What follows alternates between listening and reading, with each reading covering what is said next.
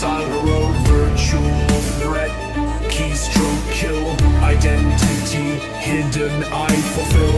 Cyber assassin, that's my prowl. Codes in hand, you'll fall. Hack and strike, chaos I make. Cyber realm, my domain to take. So what is magic?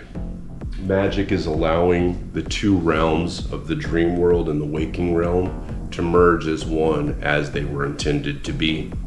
It's not forcing the separation between what you deem as real versus what you dream as just thought.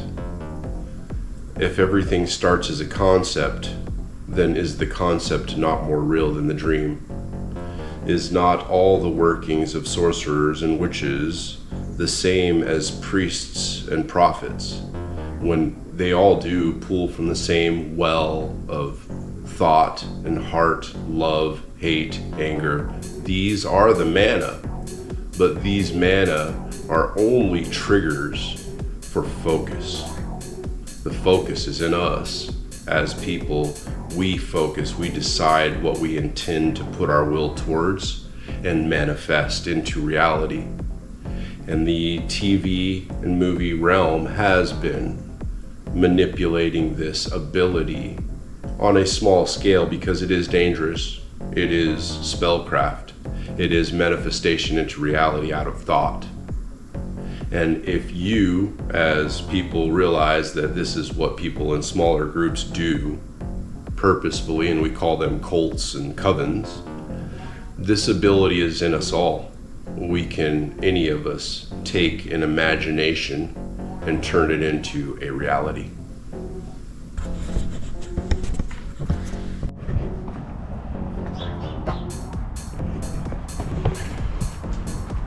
So there was a part that I did not want to skip over. I needed to get a little more thoroughly involved in the conversation of vocabulary of a certain word right now, and that's all the variations of wake, whether it be waking, awakening, awakeness,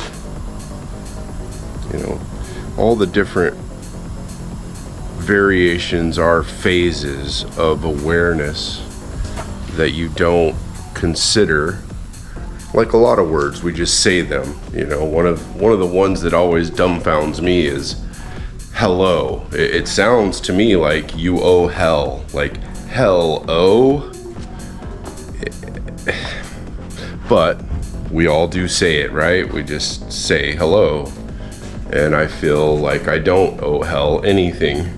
So I say it kind of weird, I say hello, like, because I don't, but it just feels strange not to say it back because it's a custom, right? We're accustomed, so we do it. Anyways, when you think about certain words that you say, they can turn around and all of a sudden greet you with a whole new meaning that you didn't really look at every other time that you use the same word. So wake, right? Wake is mixing, swirling, blending of a passing foreign object moving through less dense space at substantial rate of travel. Its passage is causing wake, a ripple, and swirling, affecting everything in its wake. So the word wake, it's a funeral custom.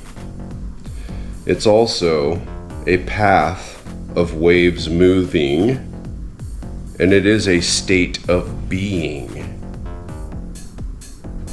Okay, so then awakeness. Awakeness is the state of being alert and aware, right? Is being awake.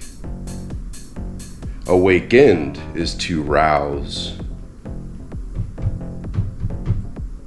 Awakening is new consciousness, night to the rise of the sun, awakening.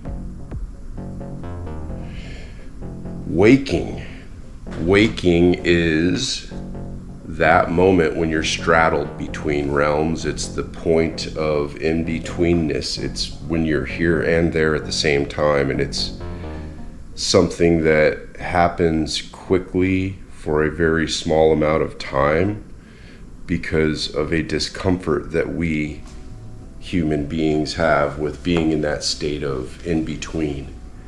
In that place, we find ourselves confused, and we'd prefer to keep the two separated and stay in one or the other, and the two to not speak to each other is priority.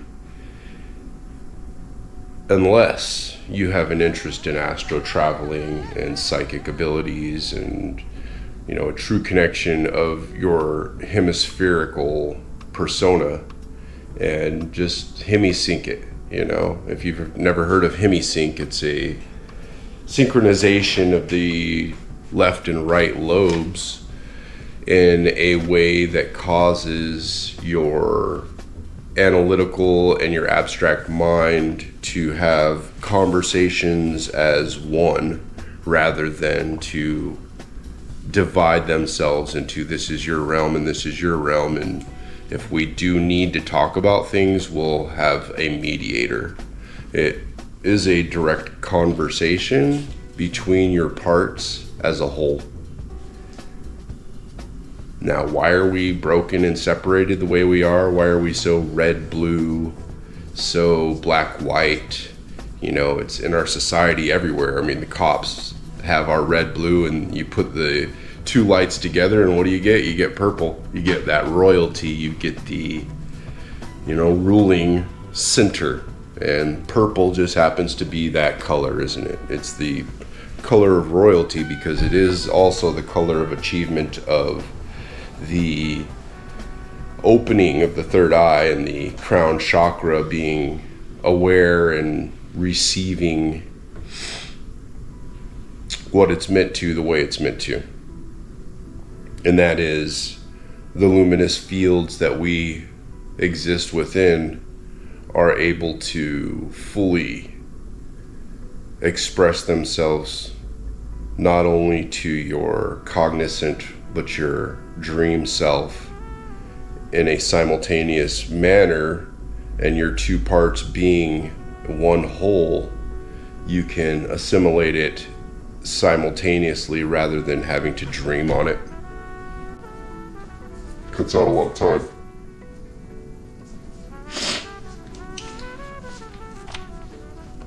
Yeah, so put the book down and just get straight into the practicing part. You know, we're talking about staring at the back of people's heads. You know, we all people watch. Everybody loves to people watch. That's why we watch TV, and, you know, I think, pattern recognize, and